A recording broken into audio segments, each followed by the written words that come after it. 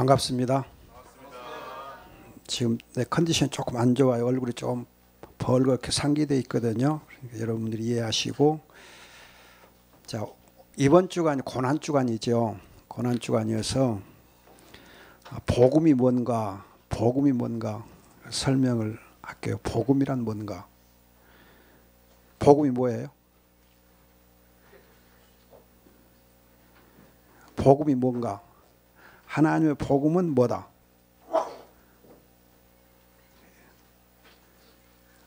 너무 어려운 질문 한 모양이다. 우선 여러분들이 고린도전서 15장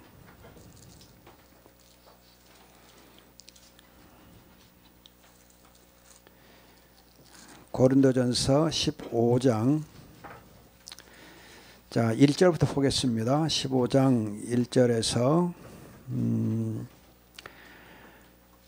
4절까지 형제들아 내가 너희에게 전한 복음을 너희에게 알려 주려고 하니 너희가 받았으며 또한 그 가운데 있다. 복음을 전해줬다 했잖아요. 만일 너희가 내가 전한 그 말씀, 그 복음의 말씀을 굳게 붙잡고 헛되이 믿지 않으면 그 복음으로 말미암아 너희도 구원을 받은 것이다. 내가 받은 것을 먼저 너희에게 전하였으니, 여기서 말하는 것은 복음이에요. 내가 받은 복음을 먼저 너희에게 전하였으니 그리스도께서 성경대로 우리 죄를 죽으시고 무덤에 묻히셨다가 성경대로 제3일에 살리심을 받아. 자, 여기 보면 복음은 예수 그리스도께서 십자가에 죽으시고 무덤에 묻히셨다가 부활하신 것이다. 그의 십자가에 못 박힘, 그 죽음, 부활, 이걸 두고 복음 그래요.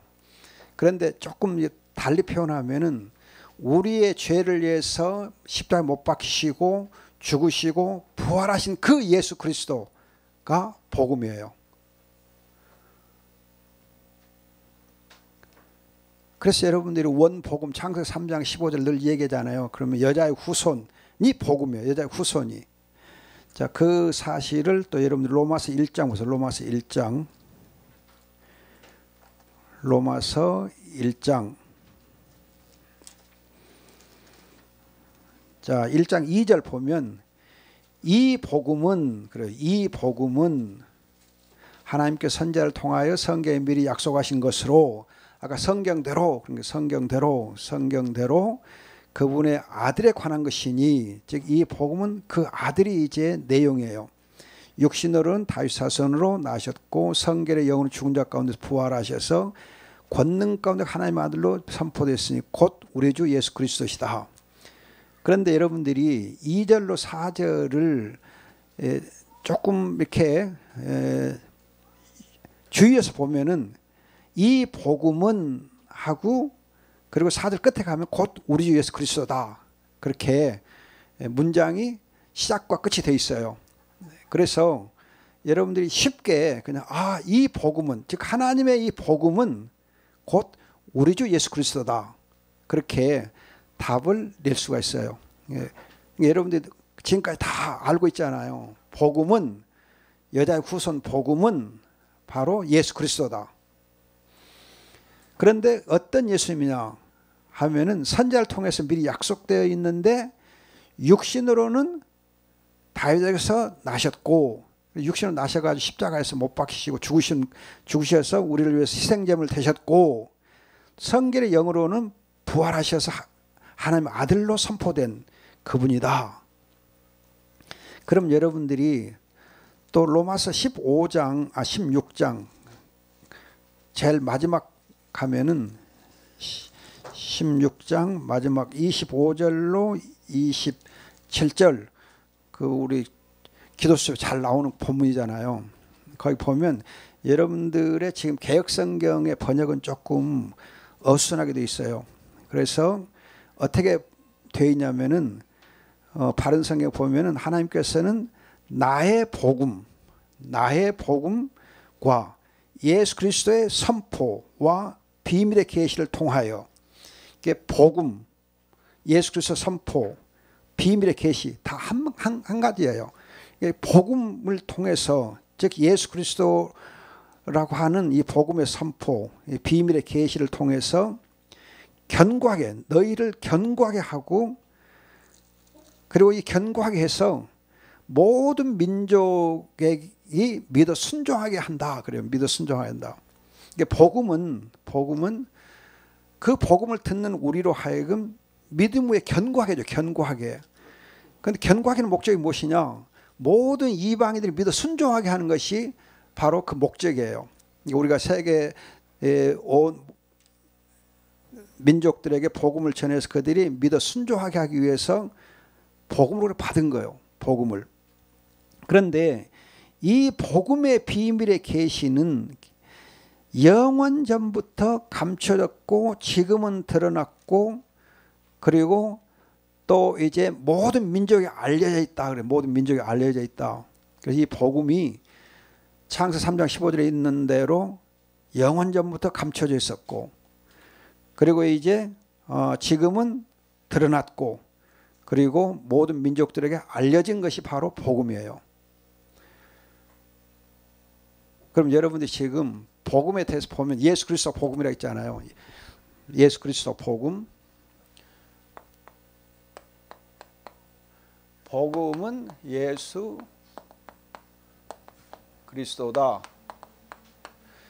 그런데 여기서 이제 여러분들 주의할 것은, 마태복음 여러분들이 16장 16절 보면은 예수는 그리스도시요 하나 더 하나님의 아들이시다 그러잖아요. 그럼 여기서 하나 주의할 거가, 예수님께서 가이사라 빌보에서 신앙 고백하게 해요. 신앙 고백하게 해서 베드로가 예수는 그리스도 하나님의 아들 그러거든요. 그러면 이때 예수님은 어떤 예수님이냐면은 나사렛 예수. 이 나사렛이라는 동네는 사실은 유대 땅에서 가장 작은 마을. 그래서 이제 뭐 10가정도 안 될 만큼 적은 이제 수가 살았던 동네예요. 여러분들이 세례 요한의 고향이, 세례 요한이 태어났던 마을이 유명한 마을이에요? 아니면은 어떤 마을이에요? 도시에 있는 마을이에요? 아니면 산골에 있는 마을이에요? 깊은 산골짜기 있는 마을이거든요. 깊은 산골짜기 있는 마을이고, 또 이제 세례 요한 보면 사가랴하고 이제 엘리사벳이 늙어서 아기를 못 낳고, 그리고 이제 마리아와 요셉도 보면 나사렛이라는 아주 시골 마을에 태어나요. 시골 마을에서 살았거든요. 이걸 보면 하나님께서는 가장 낮고 천한 곳에서 태어난 그 세례 요한, 그 예수님을 들어 쓰시는 거예요.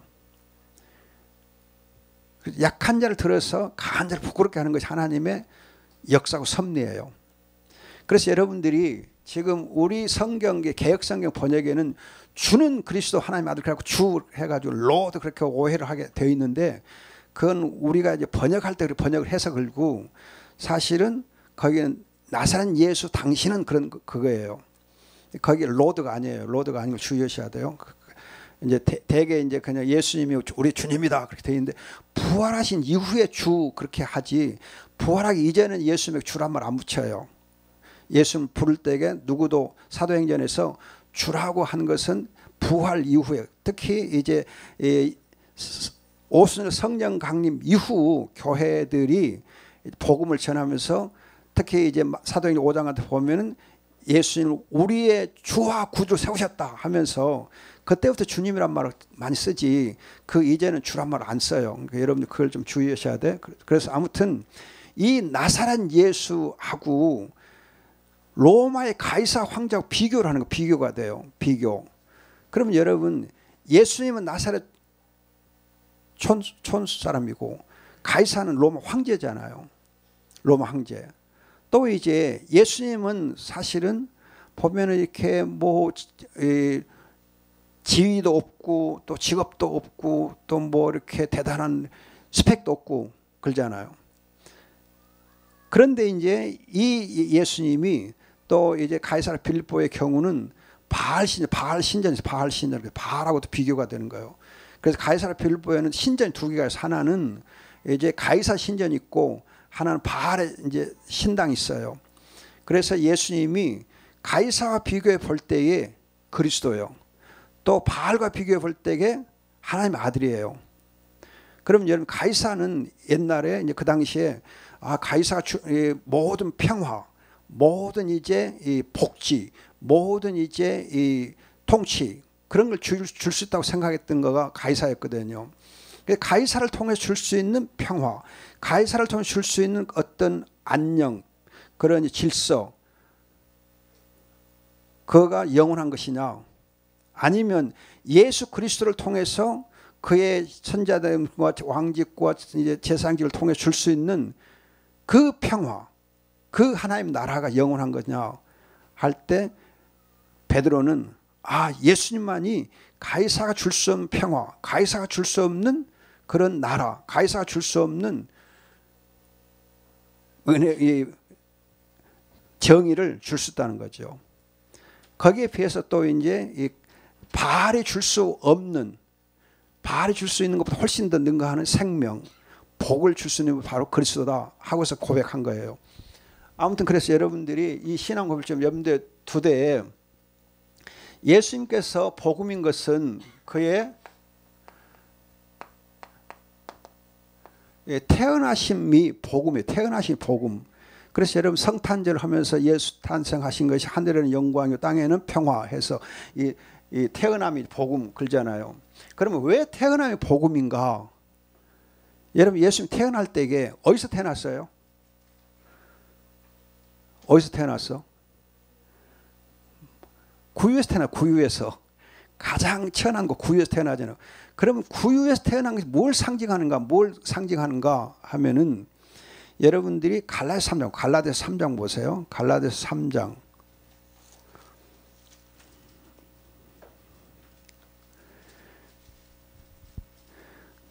갈라디아서 3장 보면은 이제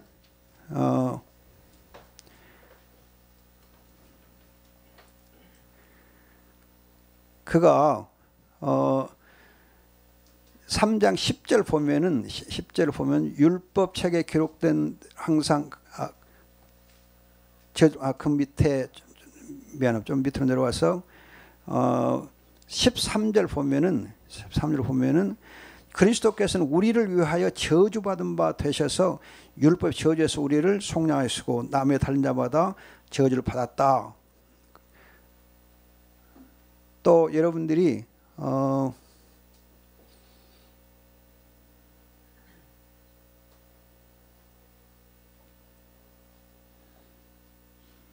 일단 그걸 염두에 두시고 지금 태어나신 것은 율법의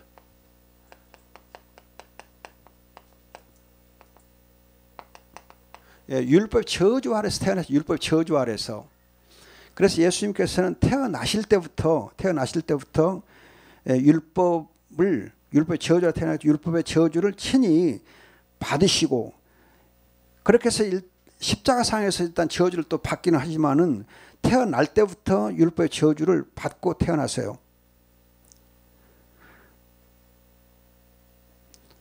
여러분들이 4장 5절에 보면 4장 5절 갈라디아서 4장을 보면 율법 아래 있는 자들을 속량하시고 우리를 아들의 친분 얻게 하신다.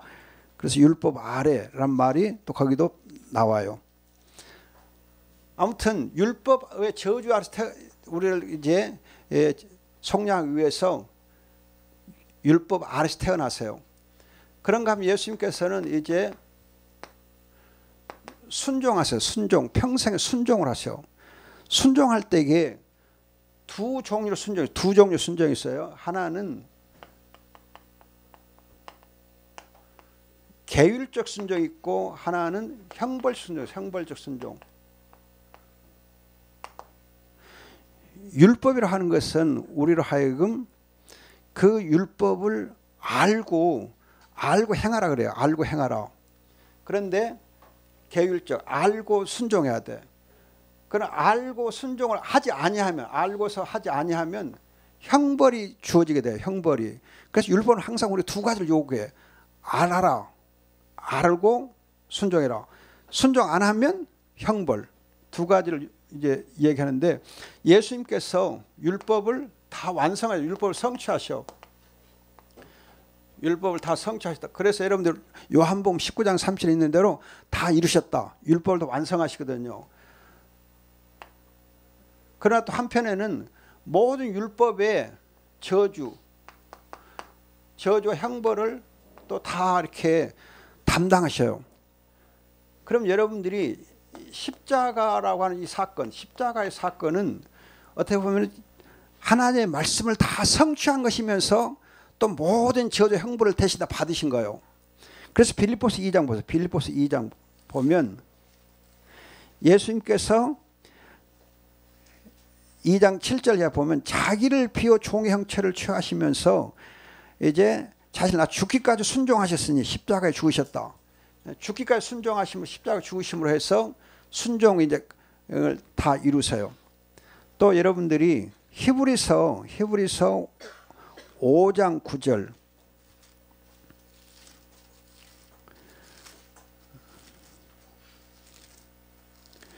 히브리서 5장 9절에 보시면은 5장 9절에 보면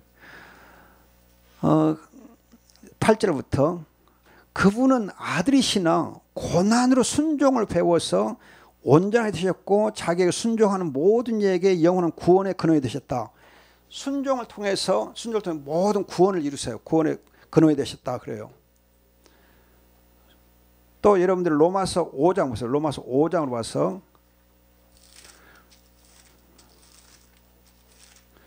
로마서 5장 18절 19절 보면은 그러므로 한 범죄로 말미암아 모든 사람이 정죄에 이른 것 같이 한 의로운 행동으로 말미암아 모든 사람이 의롭다 하심을 받아 생명에 이르렀다. 한 사람의 불순종으로 말미암아 많은 사람이 죄인이 된 것 같이 한 사람의 순종으로 말미암아 많은 사람이 의인된다. 한 사람의 순종, 그 십자가의 순종을 통해서 우리 모두가 다 구원을 받고 또 의롭다를 받아요.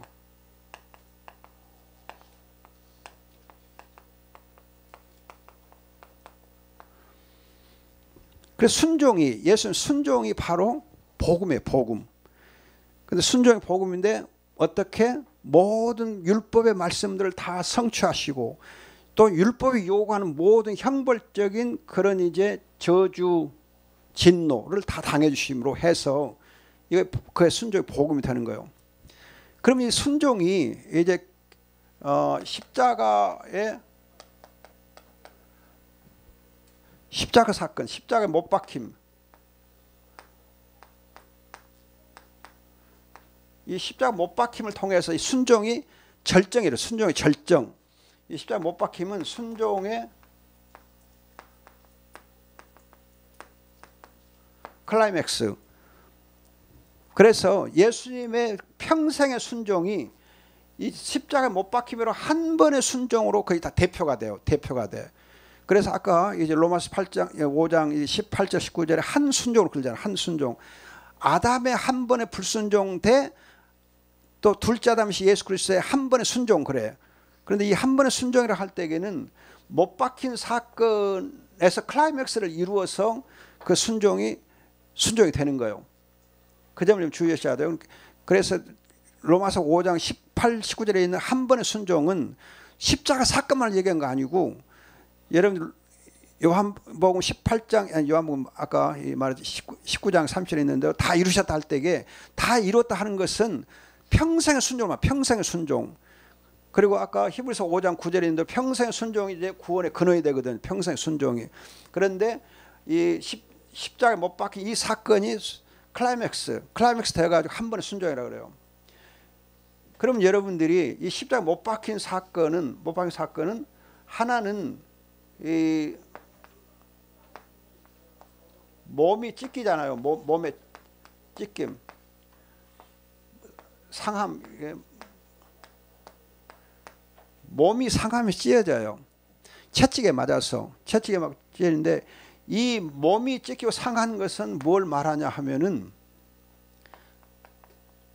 저주와 형벌을 친히 이제 담당한 거죠. 아까 여기 말한 저주와 형벌을 친히 담당한 사건이에요. 그래서 여러분 이사야서 53장에 있는 대로 그가 채찍에 맞으면 우리가 나음을 받았다 그래요. 또 그가 이렇게 범죄자 하나로 여김을 받았다 한 것처럼, 그리고 아까 이제 그 갈라디아서에 있는 대로 십자가에 나무에 달린 자가 저주를 받았다. 그래서 십자가에 못 박힌 것이 저주와 형벌을 받은 사건이 형벌을 받은 사건. 따라서 여러분들이 여기서 중요한 거 로마서 8장 1절에 보면은 그리스도 예수 안에 있으면은 정죄가 없어. 정죄, 심판이 없다 그래요. 왜?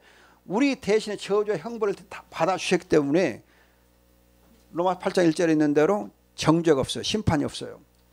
또 이제 이것과 관련해서 여러분 요한복음 1장 29절, 요한복음 1장 29절 보면은 세례 요한이 그러잖아요. 보라, 세상 죄를 지우고 가는 하나님의 어린 양이다. 세상 죄를 지우고 가는 하나님의 어린 양이다. 유월절 어린 양 예수님께서 이렇게 십자가에 못 박힘으로 이제 제물이 되어가지고 우리의 죄를 멀리 옮겨주셔. 멀리 옮겨주시기 때문에 저주 형벌을 대신 받아 옮겨준 아사슬 양처럼 이렇게 저주를 옮겨주기 때문에 그가 십자가 못 박힘으로 해서 저주가 없는 거예요. 형벌이 없어요. 그래서 이제 못 박힌 거가 복음이 되고, 또 이제 피를 흘려주셔. 피 흘림. 못 박혔을 때에 피를 흘리거든요. 피 흘림은 죄값. 그래서 여러분 고린도서 6장에 보면은 그가 값을 우리 샀다 그러잖아요. 값을 샀다. 피를 흘린 그 피값을 우리를 피로서 값을 주고 우리를 사. 그래서 값을 삼으로 해서 우리가 하나님의 성전이 돼. 성전이 돼. 그런가 하면은 피 흘림으로 죄를 씻어줘요. 죄를 씻어줘. 그렇게 해서 우리로 하여금 성결하게 돼요. 성결케. 죄를 씻어 성결하게 해줘요. 따라서 여러분들이 이 십자가에 못 박힌 것이 왜 복음이냐? 순종함으로 우리가 이제 의롭다함을 받게 되는데, 몸이 찢김으로 해서 저주 형벌을 대신 받아주시고, 또 피를 흘림으로 해서 죄값을 지불해 줘서 우리를 하나님 성전 삼아주시고, 또 죄를 씻어줌으로 해서 우리 성결케 해줘요. 근데 여기서 여러분들 하나 더 주의할 거 있어요. 주의할 거가 뭐냐면은 예수님은 단번에 십자가 못 박혀서 영원한 제물이 돼요. 여러분들 히브리서 9장에 보면은 단번에 영원한 제물이 돼요. 한 번 십자가 죽음으로. 근데 우리 성도의 경우는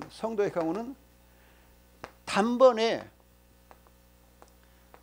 십자가에 못 박혀요. 그리스도와 함께 십자가 못 박혀. 로마서 6장 보면 그리스도와 함께 십자가 못 박겠다 그래요. 그런데 단번에 십자가 못 박히긴 했는데 날마다 죽어야 돼. 날마다 죽어야 돼요. 날마다 또 십자가에 못 박혀야 돼. 그래서 사도 바울이 고린도전서 15장 31절일 거예요. 찾아보세요. 고린도전서 15장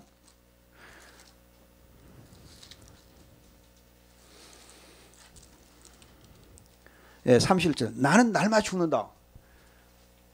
나는 날마다 죽는다. 날마다 죽는다. 날마다 십자가 또 못 박혀야 돼. 여러분들이 주의해야 돼요. 예수님은 십자가 한 번 못 박히심으로 영원한 제물이 되셔요. 글로 떼솔, 글로 끝나요. 근데 우리는 그리스도 십자가 못 박혔고 또 매일 우리가 십자가를 날마다 져야 돼. 그래서 여러분들이 누가복음 9장 34절 찾아보세요. 누가복음 9장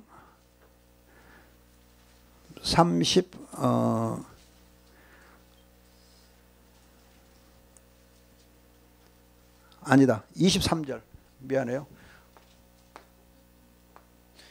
누가복음 9장 23절 보면은 나를 따라온 자기를 부인하고 날마다 자기 십자가를 지라. 날마다 자기 십자가를 지라. 날마다 지라. 날마다 십자가를 지라. 날마다.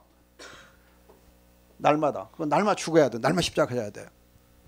정말 주의하셔야 돼. 우리는 십자가에서 그리스도 안에서 죽었으니까 그걸로 끝났다. 그럼 모든 죄 문제 해결됐다. 죄 문제 해결됐어요. 근데 주의할 게 있습니다. 죄에는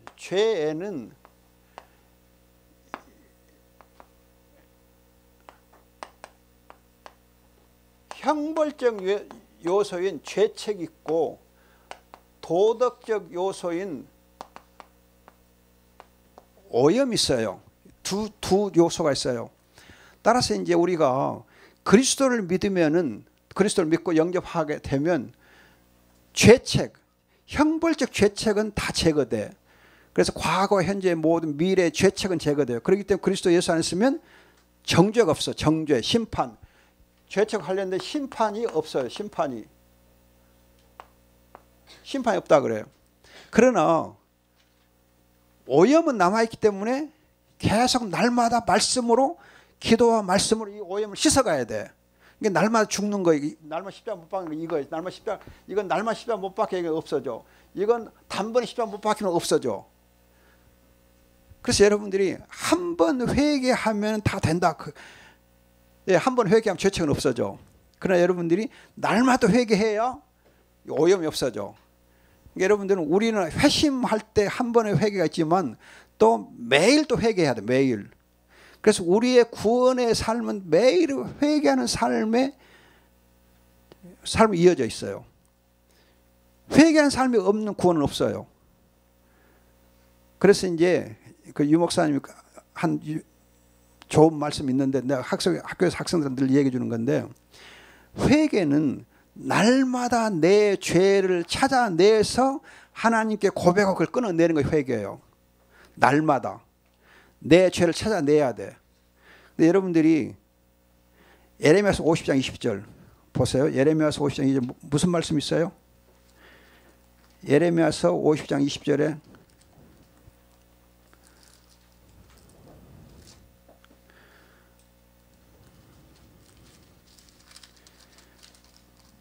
예레미야서 50장 20절 보면은 그날 그때에는 이스라엘 죄악을 찾을지라도 찾지 못할 것이며 유다의 죄를 찾을지라도 발견하지 못할 것이니 이는 내가 남긴 자를 내가 용서할 것이기 때문이다.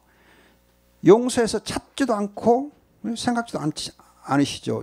죄를 이렇게 찾지 않으셔. 죄를 찾지 않아요. 하나님은 죄를 용서해, 죄를 안 찾아. 그런데 우리는 날마다 죄를 찾아내야 돼요. 하나님은 죄를 용서했으니까 안 찾아. 죄책 안 물어요. 그런데 우리는 죄를 찾아서 꺼내가지고 하나님 앞에 회개해야 돼요. 날마다. 왜? 이것이 있으니까. 그래서 우리는 죄를 지을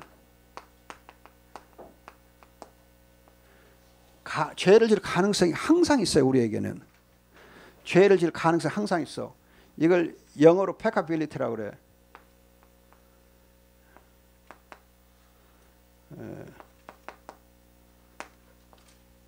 시대 하나 더 있는가 모르겠다. peccability 해서 죄를 항상 지을 가능성이 우리에게 있어요. 그래서 항상 죄를 꺼내야 돼. 꺼내서 용서를 하나님께 이제 구해야 되고 또 그걸 고백해야 되거든요.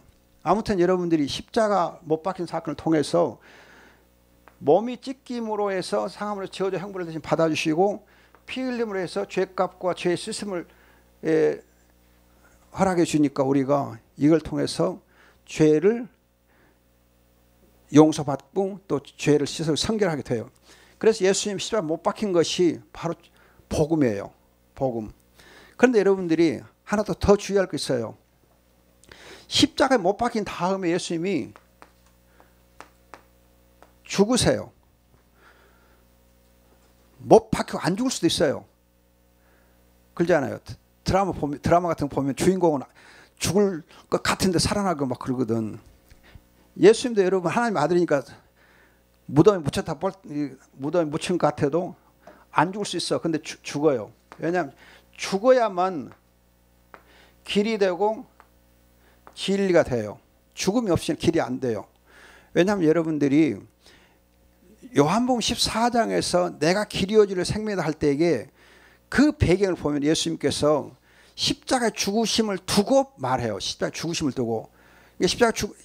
여러분 13장 요한복음 13장 보면은 성만찬 할 때 벌써 죽음을 염두에 두고 성만찬하는 거잖아요. 최후의 만찬을. 14장은 예수님 죽음을 두고 말해요. 죽음을 두고 말하면서 내가 길이다 그래. 그럼 예수님의 죽음이 바로 길이에요.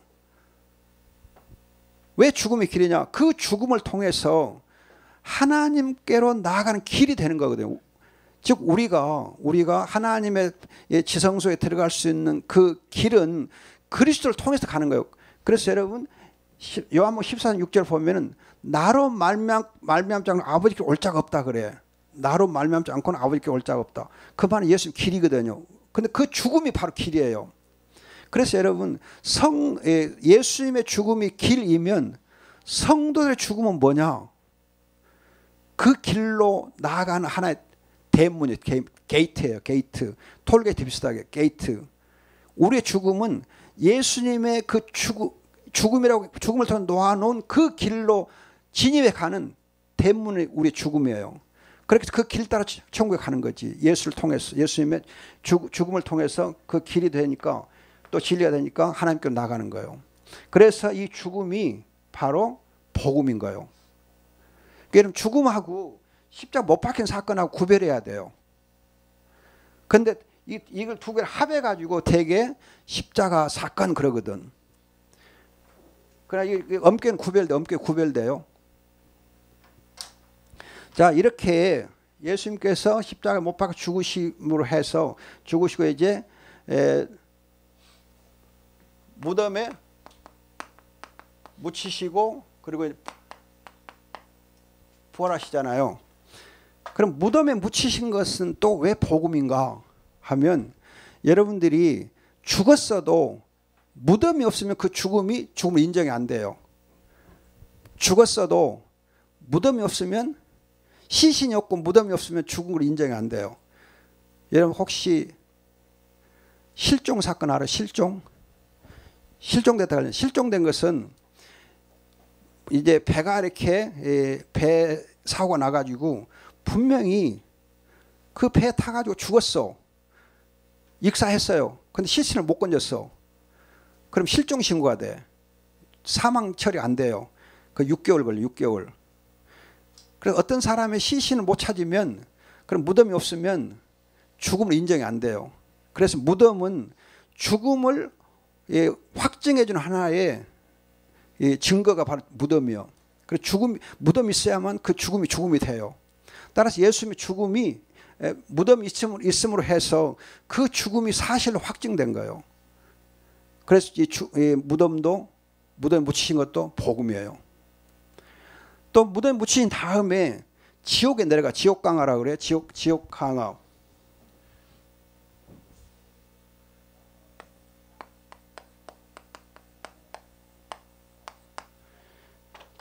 지금 우리 사도신경에는 지옥에 내려가시고 빠져 있어요. 빠져 있는데 본래는 들어 있어야 돼요.